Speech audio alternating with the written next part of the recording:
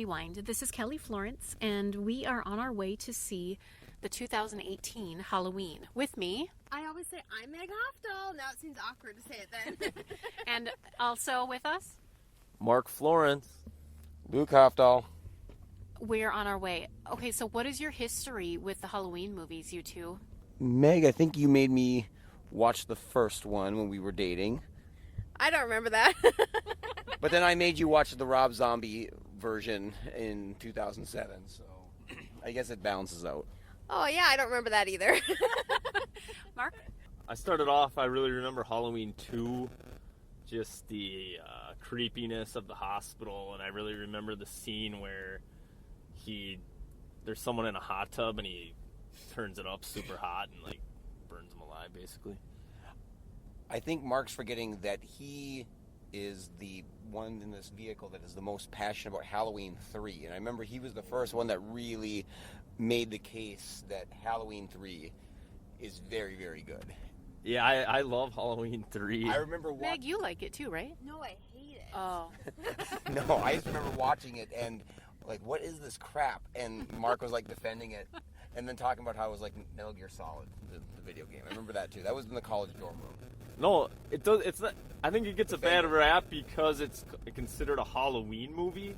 I mean, it doesn't belong in the Halloween series, but I still like the creepy corporate. Yeah, I think actually I was reading an article like a couple weeks ago, and it was like bad sequels that actually in retrospect are actually very good, and that was one of them that was on there that a lot of people are starting to appreciate is actually a good movie. No one in this car except for you, but apparently there are some people like that. And I don't remember like the story behind why this evil corporation wanted to kill everybody on Halloween, but I just remember being super creeped out by it, and like the Irish Silver Shamrock, I think it was called. And I remember the commercial. Halloween Silver Shamrock. So this movie that we're going to see tonight is directed by David Gordon Green. It was written by him, Jeff Bradley, and Danny McBride. And this is, does anybody know what number Halloween movie this is? Off the top of their head? So we have a guess of 8. Do you have a guess, Luke? 11. 10. It is the 11th installment. It has a budget of, it says $10 to $15 million. And it's projected to make, last we heard, $80 million. So is that the same Danny McBride who is a comedian? Okay. I don't think so. It is? It is that Danny McBride? I didn't know. Is it? Yeah, it's Danny McBride, like from those movies. And from what's the movie? Eastbound and Down. Yeah, that's him. Yeah. It's directed, or it's produced by Blumhouse, and Jason Blumhouse just gotten a little bit of trouble with saying that there's no female directors, or if there are female directors, they don't want to do horror. So, he apologized pretty quickly for that blunder. And so this is considered a direct sequel to the first Halloween movie. So any expectations? I'm excited to see. I mean, my expectation is that we're going to see a lot of Jamie Lee Curtis and her backstory and what it's been like. I saw her talking about how it's sort of like about her sort of growing up with this PTSD after the incidents of the first one. So I think it'll be very character driven. Luke or Mark, do you have any expectations? I just hope it isn't terrible. Yeah, this doesn't suck, yeah. We are hoping that there'll be some jump scares so we can see Luke jump tonight, like we did during The Descent. We always bring that up. And when I brought him to the new Blair Witch and he covered his eyes for the last 30 minutes. So we will report back after the movie and let you know our thoughts.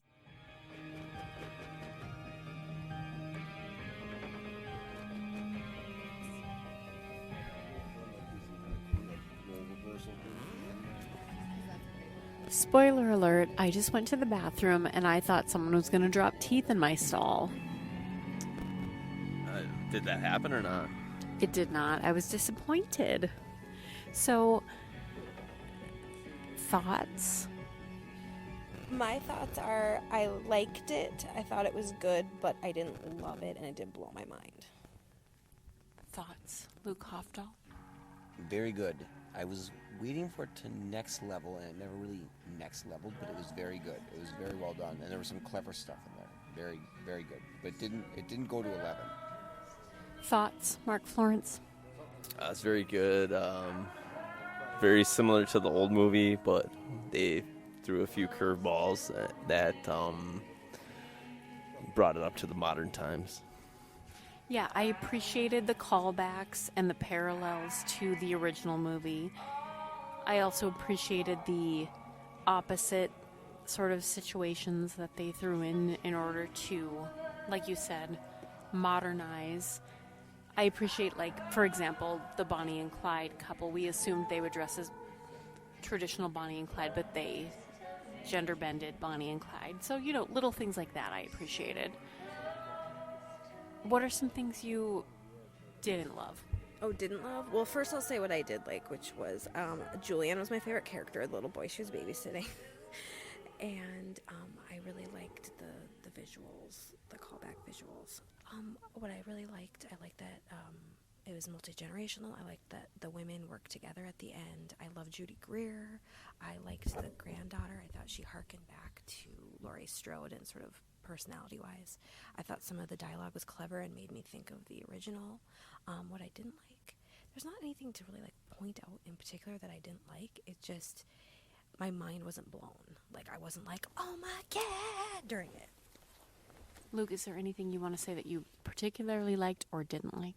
No, it was very good. It was very solid and very good, and was not a bad movie. It just didn't take it to 11. Yeah, what really threw me is that they kept calling her grandmother. It just, like, totally brought me out of the movie. Like, who calls their grandma grandmother? It just, I don't know. It just made me feel like I was, like, reading the script or something. Why wasn't there a police escort with the prison bus that crashed? It seemed pretty, like a... Did you take notes? Yeah. You guys, Mark has notes. You could, you know, a lot of the Danny McBride's, like, dialogue scenes, you could tell they were pretty funny. A lot of them, the little kid she was babysitting was pretty funny with his nasty ass toenails or whatever. That was pretty funny. The kids who found the bus, his dad, quote unquote, was like 78 years old. So Yeah, he seemed a little old to have a child that age, but whatever. I did like how they never really, he wasn't wearing a mask usually, but they still never really showed his face. So that was pretty cool. Although what was really cool with that too was you could see that age had gotten to him and that he was old, and then there was something kind of creepy about old Michael Myers. Yeah, he was kind of balding and gray. I think he had a beard, but I was just kind of imagining like the guy, whoever would like cut his hair at like the prison barber. You know, it'd be kind of a weird situation. But I did like the checkerboard scene at the beginning in the prison yard thing. That was pretty cool. And that made me think too about, like, what do we do with the criminally insane and the mentally ill? You know? And it's a sad situation. Yeah, definitely. You just put him on a checkerboard and like put a box around him. That's bullshit. Luke, do you have anything to say about this in the medical community? Sounds like the right move to make. I'm not going to comment on those larger than life topics, but what I will say is I thought they brought in some really good themes about victimhood and like asking people to get over things, and also like what position the daughter was in, and what position is Laurie Strode in, and is she responsible to like get help, or you know, was she living her life the way she should have been living it? And there's a lot of questions that are put into the air, and so I think there were a lot of good like heavy themes, which I always like in horror films, and then also there was like lightness and jokiness, and so I thought that was a good mix of all that. Yeah, and I also thought it was, you know, pretty cool. The doctor studied Michael so hard, and they just wanted him to say something, but he got so obsessed with him that he ended up wanting to know what it felt like to kill somebody. So that was pretty cool. So we're going to rank this movie on a scale of 0 to 10. 0 being you hated it, 10 being it's a perfect movie. And what's our scale? I think it's like decomposing or recomposing jack-o'-lanterns. Yeah, that was really cool in the beginning. I like that. I'm going to give it 7 recomposing jack-lanterns. 7 It was very solid, very creepy, nice callbacks to the original, some clever twists, but it just didn't push it hard enough and make it super unique. Yeah, I got to give it a 6. Full disclosure, I did fall asleep a few times near the end of the movie, and So Kelly had to wake me up. there was a guy sleeping next to Luke, but No. guess what? There was a guy sleeping Thank- next to me too, and it was Mark. Well, the only difference is the guy sitting next to you, Kelly, didn't have sleep apnea, and my guy did. So, Here comes that medical knowledge. I did want to say something about the credits at the beginning, though. It's just so rare now that our attention spans are so short that I couldn't. It took a lot for me. I was like, let's just get this thing going. You know what I mean? Like, I don't care who the visual effects editor was. I just want to see the movie. I'm also giving it a 6. I was going in with really high expectations because I kept hearing everybody the past 2 days exclaim how amazing it was. So sorry. No, my expectations were high, and that probably did not help. But yeah, I kept waiting for that moment that Hereditary brought to me, that Quiet Place brought to me, that recently Haunting of Hill House brought to me, and it just never really got me there. Your thoughts on the Rob Zombie Halloweens? I only saw the first one, but they weren't Devil's Rejects quality, which I will say is that a good thing or a bad thing? now. Yeah, clarifying he thinks that's good. All right. For the record, yeah, you do have to think about who's talking. I am not Megan Kelly level horror, but I really enjoyed The Devil's Rejects because that next level, that movie fucked you up really good. That movie really messed with you. Have you seen it, Kelly? I have not. What? I can't say I don't know. I'm not a Rob Zombie aficionado. I'm pretty sure we watched it together, Kelly. I'm pretty sure I never saw that movie. Well. Devil's Rejects is excellent. What was up with Halloween the, was not. Halloween what was actually up with this it mask wasn't being awesome. different? Did it just like corrode over the years or something? Is that? Obviously. Oh, okay.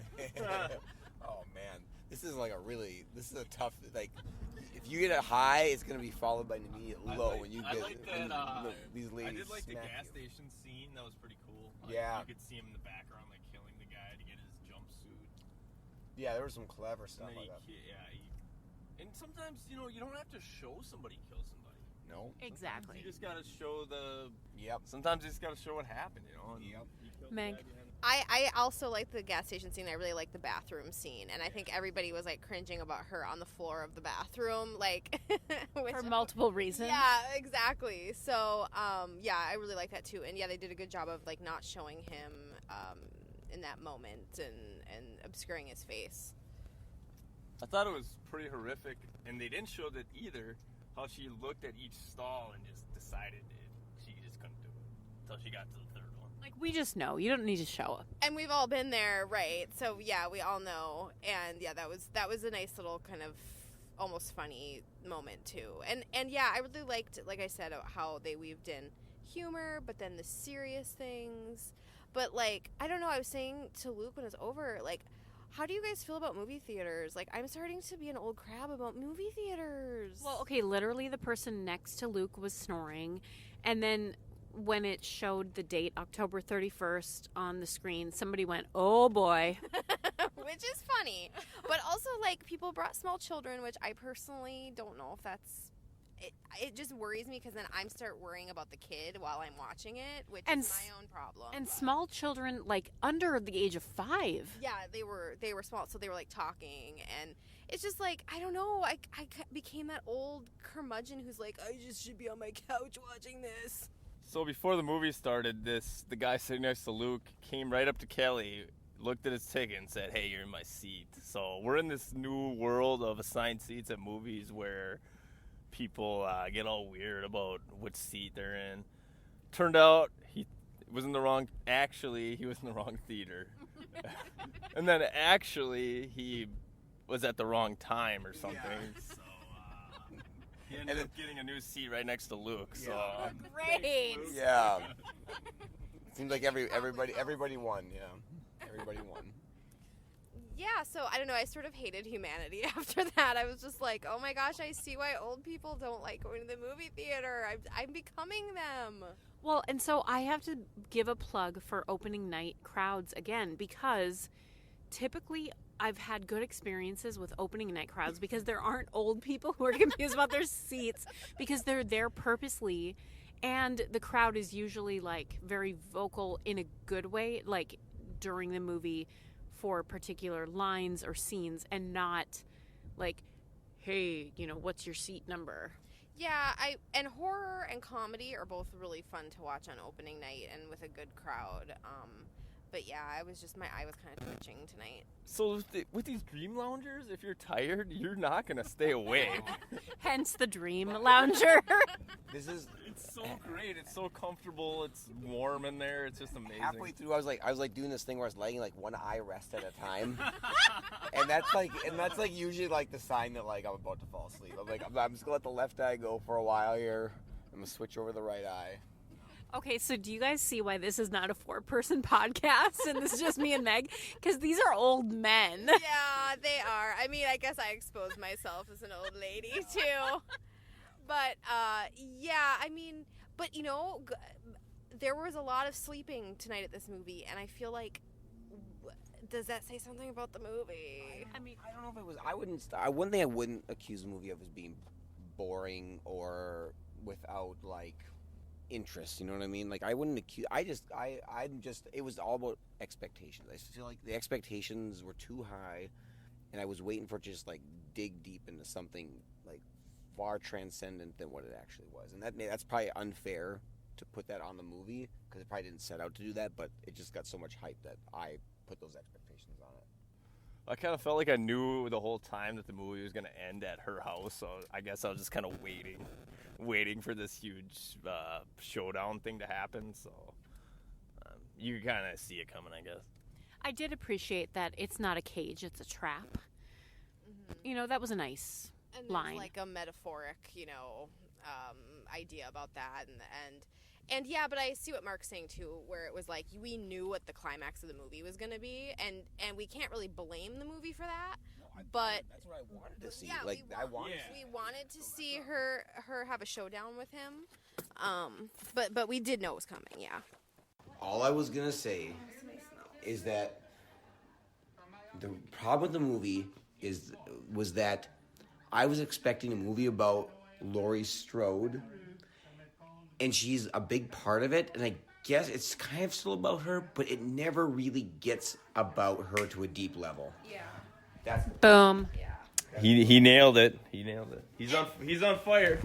I kept thinking about how they had to have the teenagers in there for body count, but that was the only reason, and we didn't need the teenagers. It should have been more about Laurie Strode. He's right. Yeah, and why did Michael Myers break into someone's house, kill him, and then steal a knife? He could have just not done that. Yeah, I was taking notes on my phone during the movie, so I probably look like an a-hole, texting or something, but I was trying to be prepared for the thing afterwards. Halloween. Okay, so also, I feel like they were catering to the nostalgia of the original Halloween movie versus actually making a scary movie. It wasn't scary, right, Meg? No. I mean, Luke didn't jump out of his chair, and he's a pussy. Yeah, it wasn't scary at all. I didn't really get scared. The closest I got was the boogeyman in the closet scene where she pretended like he might have been in the closet, and then a minute later he was. That was the closest I got. And then why was there this romantic thing with this guy who was her friend? Wait, does he ever get killed? Yeah, he got killed on the fence. No. Oh, her boyfriend? Yeah, I don't think her boyfriend got killed, but should have seen him get he should have gotten what was coming, but I guess I don't understand why they even bothered with the relationship thing, because it really didn't matter. Well, that's a good point. So, until next time, Horror Rewind listeners, we'll see you in the horror section.